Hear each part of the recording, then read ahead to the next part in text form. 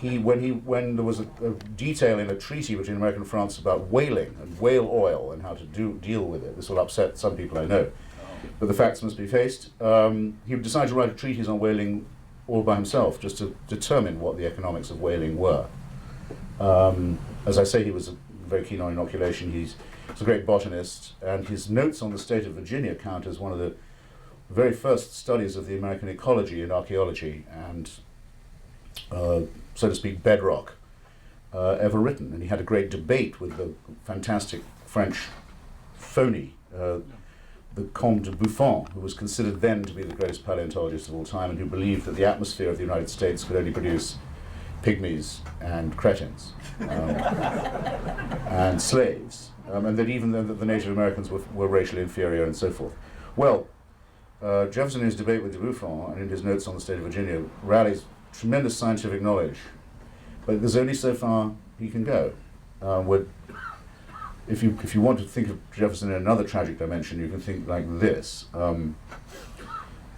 Abraham Lincoln and Charles Darwin were born on exactly the same day. Pure coincidence, with no significance, but somehow interesting. I would say Darwin was a greater emancipator than Lincoln, myself. But these people, living at the end of the 18th century, or living well into it, actually. I mean, Jefferson was alive when Darwin was born, had no idea of what was coming. They couldn't see as far as the next horizon. And so a lot of what they write fills them with a sense of pathos. In his argument with de Buffon about the mountains of Virginia and the rock formations, neither of them can work it out. How did the shells get so high up on the mountaintop? How did they get there? They don't know. They don't know that deism is a fallacy, because it's the best they can do. Maybe there's a God who doesn't intervene, but it's the best this is as far as we can go. Maybe, Jefferson speculated on this a lot, maybe people from Africa are of a different species, and that's why they're so biddable, that's why they take to slavery so easily.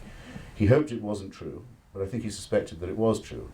So he's living in the age of pseudoscience, he's living in the age of alchemy rather than chemistry.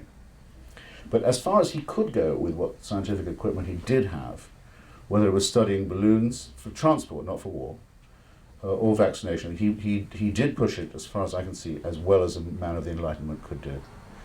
And so we who stand on the shoulders of giants should be careful of being too, dare I say, judgmental about people who were doing the best, but still lived in an age of religious barbarism and ignorance and stupidity.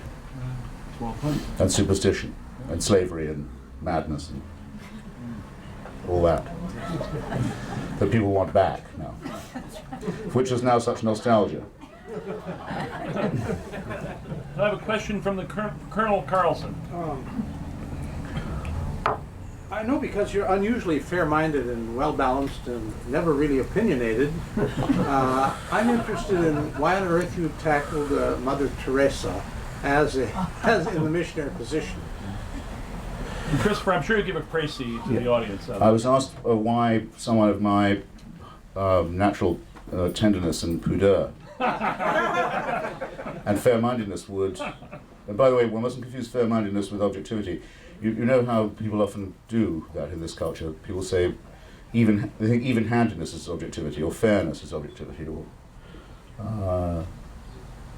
putting both sides. There's not. Objectivity is the search for truth, even if it leads you to unwelcome conclusions.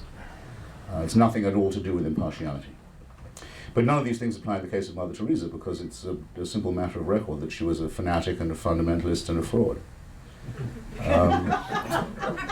I think probably the most successful confidence trickster of the last century, and responsible for innumerable deaths and for untold suffering and misery, and proud of it. Should I just assert this, or would you require any proof? I just learned about, we know how fair-minded some people can be. I just learned about John Roger and Charles Keating, for example. Well, thank you, John. There's one way, there are two ways of doing it. One is you say, well, if she was so wonderful, how come she went to Haiti at the invitation of the Duvalier family, took money from them which didn't belong to them, had been stolen from the Haitian poor, said how wonderful the situation was for the poor in Haiti, how the poor loved the Duvaliers and the Duvaliers loved them back. How does she get to Haiti in the first place? She's supposed to be in Calcutta.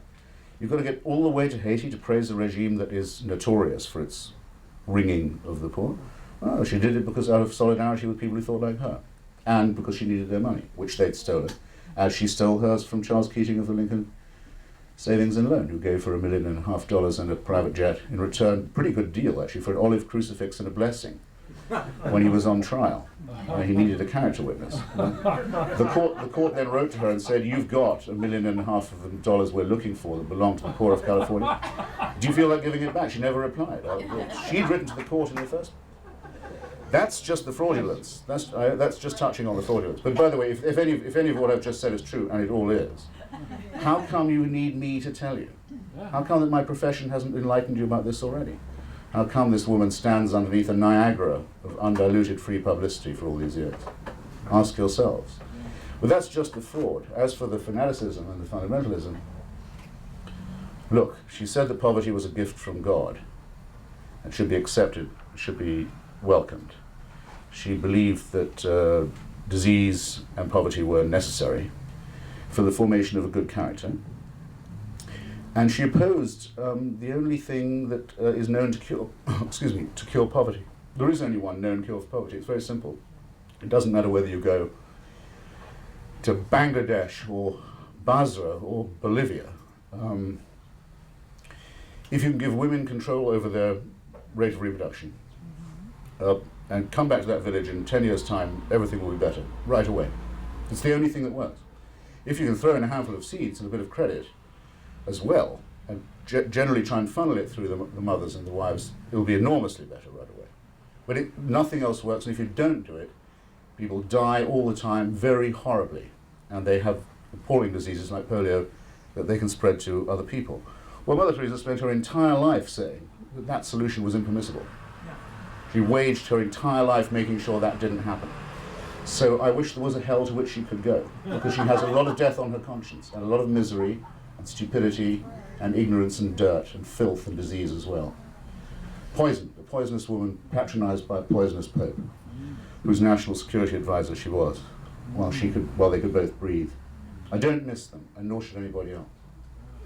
Religion is the enemy. How much is it going to take to convince us of this? Faith is not a virtue, but if it was, it would be the most overrated of the virtues. We have a question right here in front, Christopher. You've written about democracy being something that's highly susceptible to being exported.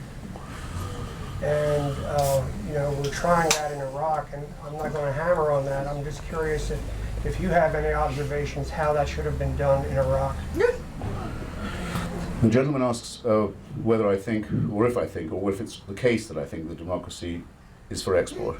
Would that be a fair praising? Well, no, I mean, you've stated that. Yes. You're right. To which the answer is yes, I do. And then he asks, what about Iraq in that context? Well, how do you think it should have been done?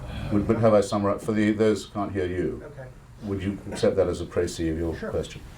Well, I don't know of any case where democracy has been implanted except by export, as a matter of fact. With the possible exception of the English Revolution of 1640 and the resulting civil war and the execution of the king and the establishment of parliament, it was reasonably homegrown, but had to be defended against interventions from outside, trying to prevent its spreading, which is the corollary case from the papacy and the royalist powers of Europe, and which is a revolution that is germinal for Thomas Paine and for the American Revolution also, and the Scottish Enlightenment, and eventually the French Revolution. Were it not for the French, the United States certainly would not have had a democracy. It was only the force of French arms that expelled the British Empire from North America.